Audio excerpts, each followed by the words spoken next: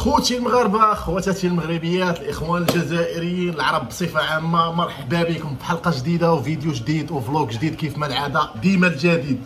حلقه اليوم وهي عن الهرمونات، وبالضبط هرمون الديكا. هرمون الديكا اللي سولوني عليه بزاف ديال الدراري. اليوم غادي نشرح لكم الديكا بالتفصيل، الجرعه ديالها، لاش كنستخدموا الديكا، شنو الدور ديالها في الجسم، الاستر ديالها يعني مده الحياه ديالها في الجسم ديالنا. كلشي غادي تعرفوه اليوم على الديكا، وشكون اللي خصو يستعمل الديكا وشكون اللي ما خصوش يستعمل الديكا، وشنو هي المشاكل ديال الديكا باش تفاداو هادشي كامل، وشنو خصك تدخل مع الديكا. غادي نعطيك جميع النصائح باش تفادى جميع المشاكل ديال الديكا وتستافد من الديكا في نفس الوقت. بقاو معايا ما تزابيوش. اولا وقبل كل شيء، هرمون ديال الديكا وهو هرمون بناء، يعني انابوليك وكنستافدوا منه بزاف في المرحله ديال الضخامه. هرمون من اقدم الهرمونات، هرمون معروف، هرمون استخدموه الناس القدامى يعني الاولد سكول، وكيستخدموه الناس ديال هذا الجيل دابا حاليا حتى هو. علاش؟ حيت الافيكت ديالو زوين، يعني المنافع ديالو زوينه الا عرفتي تدخلو. الا ما عرفتيش تدخلو غيطلع لك اضرار كثيره من الهرمون ديال الديكا. هرمون الديكا احسن هرمون في المرحله ديال الضخامه، كيعطيك قوه عضليه، كتريني مزيان، كتهز الثقل، ما كتلقى حتى شي مشكل في لاصال، كتدخل مرتاح وكتخرج مرتاح. كيعطيك حجم عضلي، كيدخل لك الماء داخل العضله ديالك، واحد النسبه قليله ما بين العضله ديالك والجلده ديالك، ولكن كتستافد بزاف ملي كيكون الماء داخل العضله ديالك. ملي كيكون الماء داخل العضله ديالك كيدخل الاكسجين العضله ديالك، كتدخل الاحماض الامينيه والمواد الغذائيه العضله ديالك وكتستافد بزاف. هرمون الديكا كنصحكم به الدراري اللي في الضخامه. بغيتي تدخل الكورس ديال الضخامه ضروري الديكا خصها تكون داخله معاهم، ولكن ما تدخلش الديكا بوحدها في كورس واحد. اكبر غلط، ما تدخلش الديكا في كورس واحد باش ما يوقعوش لك مشاكل كثيره وما غاديش تستافد منها. المهم الديكا فيه بزاف ديال الحوايج زوينين، منهم مزيان الليونه ديال المفاصل ديالنا. يعني الا عندك مشكل في المفاصل ديالك، كتألم في التمارين ديالك، ديما كتحس بألم في المفاصل ديال الجسم ديالك كامله، الديكا هي الدواء ديالك اخويا. ولكن الدراري ما تنساوش الديكا عندها مشاكل كثيره الا ما عرفتيش تتعامل معها. مثلا الا دخلتي الديكا وما دخلتيش الحوايج اللي غادي يحميوك. شنو هما الحوايج اللي يقدروا يوقعوا لك الا ما حميتيش راسك من الديكا وما دخلتيش الحوايج اللي غيحميو الجسم ديالك وغادي يخليوك في السيفتي؟ اول حاجه الا ما دخلتيش الانتي ستروجين مثلا الاريماديكس، اشنو غادي يوقع للجسم ديالك؟ غيوقع لك تتدي من الديكا. كاين فيه جوج ديال الانواع، كاين فيه النوع الاول اللي هو البروجستيرون، وكاين فيه النوع الثاني اللي هو الاستروجين. هاد جوج ديال المواد هما اللي يقدروا يديروا لك الجينو بسبب الديكا. يقدر الى تطورات القضيه بزاف يقدر يطلع لك حليب من الحلمات ديالك، يطلع لك حليب من الحلمات ديالك بسبب الاستروجين طالع عندك، وبسبب البروجستيرون حتى هو غيكون طالع عندك. واحد فيهم غيدير لك هذا المشكل ديال الحلمات وغادي يطلع لك حليب الى تطور المشكل بزاف. الحاجه الثانيه خصك تحمي الكبد ديالك. باش غتحمي الكبد ديالك دخل ليف سيكوند 2 باش تحمي الكبد ديالك. ضروري تحمي الكبد ديالك حيت كتخدم بزاف ملي كندخلوا ليها الهرمونات. زياده على ذلك ضروري ما خصك تدخل البروفيرون باش تجمع الفري تستوستيرون اللي عندك في الجسم ديالك وتستافد منه، وما تخليش الاستروجين يطلع ويدير لك مشاكل. شنو هي الحاجه الاخرى اللي خصك تدخل عاوتاني باش تحمي الكلاوي ديالك؟ باش غتحمي الكلاوي ديالك غادي تاخذ السيستون ضروري تاخذو باش تحمي الكلاوي ديالك. علاش؟ حيت الكلاوي ديالنا كيضروا حتى هما من استعمال ديال الهرمونات.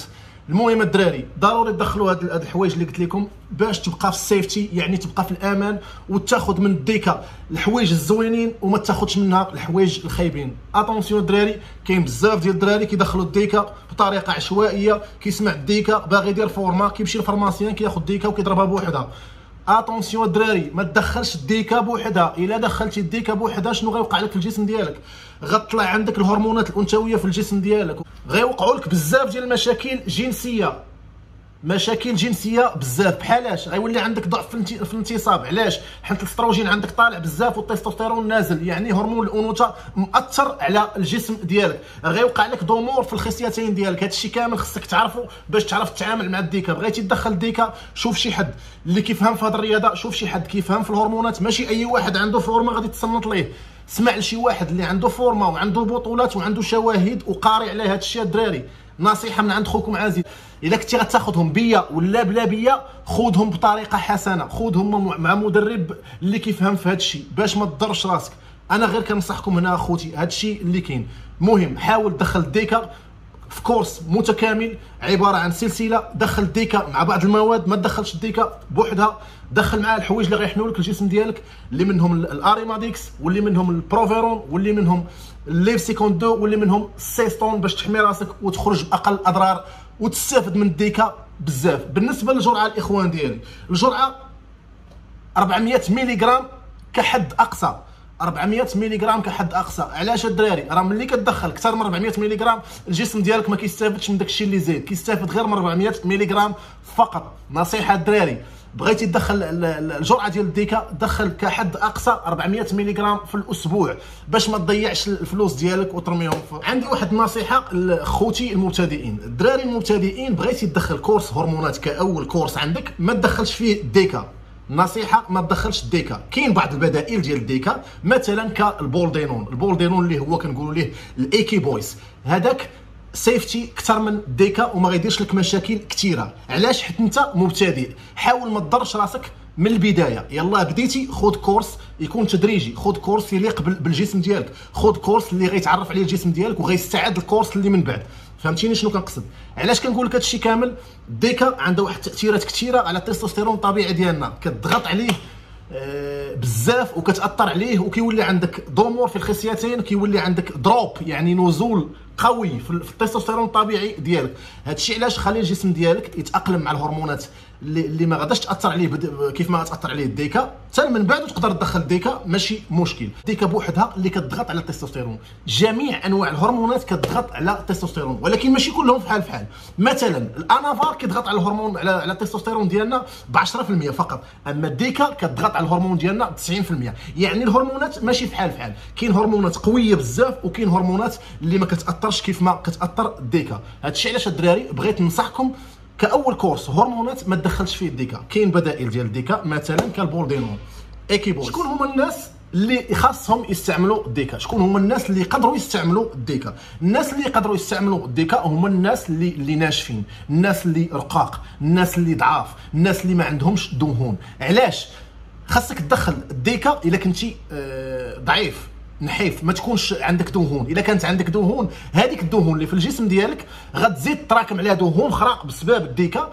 وزياده على ذلك الديكا ملي كتدخلها الجسم ديالك وانت عندك دهون، الدهون كتعرقل الديكا في الخدمه ديالها، ما كتخليش الهرمون يخدم. ماشي غير الديكا، الهرمونات كاملين الا دخلتيهم وانت عندك دهون في الجسم ديالك متراكمه، غادا تعرقل داك الهرمون وما غتخليش يخدم في راحته. هذاك الشيء علاش كنصحك انك بغيتي تدخل كورس، دخل كورس وانت منشف، دخل كورس الا كنتي ضعيف، دخل كورس الا كنتي رقيق ما عندكش عضلات. هذا الشيء علاش كندخلوا الديكا. دخل الديكا غادي تستافد منها مزيان. عندك دهون ما غاديش تستافد منها مزيان. علاش؟ الديكا الا دخلتيها للجسم ديالك وانت عندك دهون كثيره في الجسم ديالك، اول حاجه الديكا كدير لك الضغط، كدير الضغط، ارتفاع في الضغط.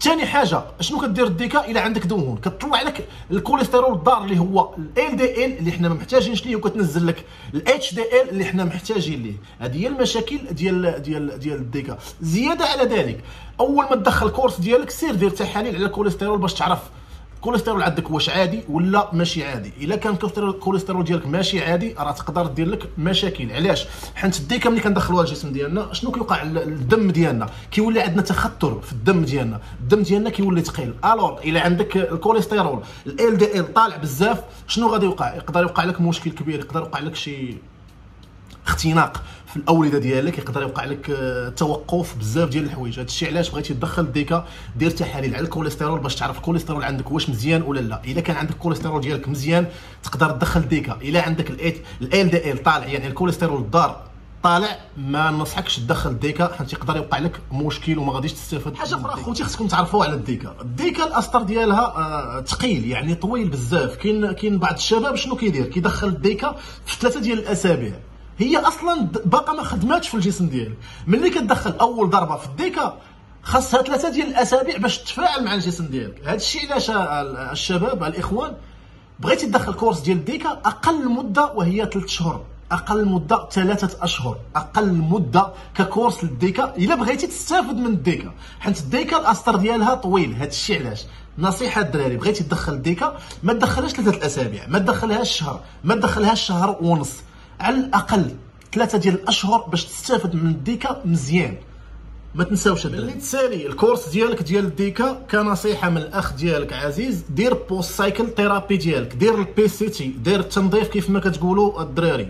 التنظيف امتى خصك تدخلو؟ ملي كتكون واخد ديكا وكتوقف الديكا. ملي توقف الديكا اخر ضربه خديتيها من الديكا غتحسب 3 ديال الاسابيع وغتاخذ البوست سايكل ثيرابي ديالك. علاش؟ حيت الديكا الاسطر ديالها ثقيل، الاسطر ديالها طويل. ضربه وحده كتبقى في الجسم ديالك 3 ديال الاسابيع، يعني 21 يوم في الجسم ديالك وهي خدامه. يعني الديكا تقدر تاخذ ضربه في الاسبوع ماشي مشكل. حاجه اخرى عاوتاني، ضروري تدخل بوست سايكل ثيرابي ديالك، كنقولها وكنعاودها، حيت ضروري خصك ترجع الجسم ديالك كيف ما كان من قبل. خصك ترجع الغدد ديالك تنتج هرمونات ثاني باش يرجع التستوستيرون طبيعي للجسم ديالك. حاجه اخرى خصكم تعرفوها، الديكا كتبقى في الجسم ديالنا 18 اسبوع، 18 اسبوع. 3 ديال الاسابيع الاولى هي اللي كتاثر على التستوستيرون ديالنا، يعني خاصك من بعد 3 الاسابيع تدخل بوست سايكل ثيرابي ديالك.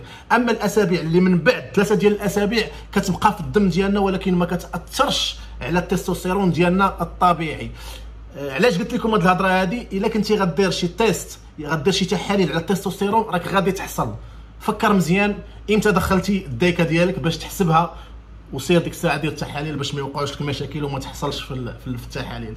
نصائح من عند خوكم عزيز، كنتمنى انكم ما تبخلوش عليا بالدعم ديالكم. كندير اكثر من المجهود ديالي، كننزل فيديو في النهار اللي ماشي ساهله، ماشي اي فلوجر، ماشي اي يوتيوبر كيدير هادشي اللي كندير انايا. كننزل فيديو في النهار، ماشي اي واحد يقدر يديرها، صعيبه بزاف. الاخوان اللي عنده قناه في اليوتيوب غادي يتوافق معايا وغيقول لي بصح، حيت ما تقدرش تعرف حتى تجرب. قناه ديال اليوتيوب ماشي ساهله، قناه ديال اليوتيوب مسؤوليه، خصك تخدم عليها، خصك لا نزلتي شي حاجه خصك تنزلها على دراسه، ماشي غير سامع. ولا من الصباح وانا خدام على الموضوع ديال الديكا، من الصباح وانا كنكتب ورقه وستيلو باش ندير لكم فيديو فيه اقل من 15 دقيقه. المهم الحمد لله، كنتمنى انكم تكونوا استفدتوا معايا من هذه الحلقه هذه ديال الديكا. انا كندير الرغبات ديالكم، اي تعليق جاني كننزل عليه فيديو. اخر تعليق جاني على الديكا نزلت الديكا، وكاين حوايج اخرين نقيدهم في ورقه، كل نهار غادي ندير لكم فيديو عليهم، ومره كنوع عليكم، كندخل لكم الحياه ديالي الخاصه. المهم العشران خوتي الابطال مغاربه العرب كاملين، اخوان جزائريين، دعموني باش نزيد لقدام، دعموني باش نبقى ننزل لكم مواضيع مهمه بزاف في المجال الرياضي بصفه عامه، في الهرمونات، في التغذيه، في السبليمنت، في تنزيل الوزن، زياده الوزن. كنهضر على كل شيء. لونطريمون كنتسناو غير يخرج هذا المشكل ديال كوفيد 19، يعني الفيروس ديال كورونا، وغادي نمشي لاصال. غنبقى ندير لكم كل عضله كيفاش تخدمها، عضله في فيديو كامل كيفاش تخدمها، تكونسونطرا كيفاش تتعامل مع العضله ديالك، كيفاش تكون واحد العلاقه بين ذا مايند اند ذا ماسل، يعني واحد الكونيكشن ما بين العقل ديالك، يعني الدماغ ديالك والعضله ديالك، باش تستافد مزيان. حيت كاين اللي كيمشي لاصال وكيبقى غير كيضرب، ما كايناش واحد الكونسونطراسيون. فهمتوني الدراري؟ طولت عليكم بزاف. ما تنساوش تدعموني العشران، لايك، ابوني، كتب لي شي تعليق، قول لي اش بغيتي نهضر المره الجايه، كليكي على الجرس. بزاف ديال الدراري ما ضاغطينش على الجرس، داكشي علاش الفيديوهات ديالي ما كيوصلوهمش. الاخوان هادشي ماشي امر، وانما فضل منكم الاخوان. غتعاونوني حيت انا كنعاونكم، ما كنطلبش منكم شي حاجه اللي صعيبه. ما تنساوش العشران، خوكم عزيز المتواضع معكم ديما كيف ما العاده. سمحوا لي طولت عليكم بزاف. السلام عليكم.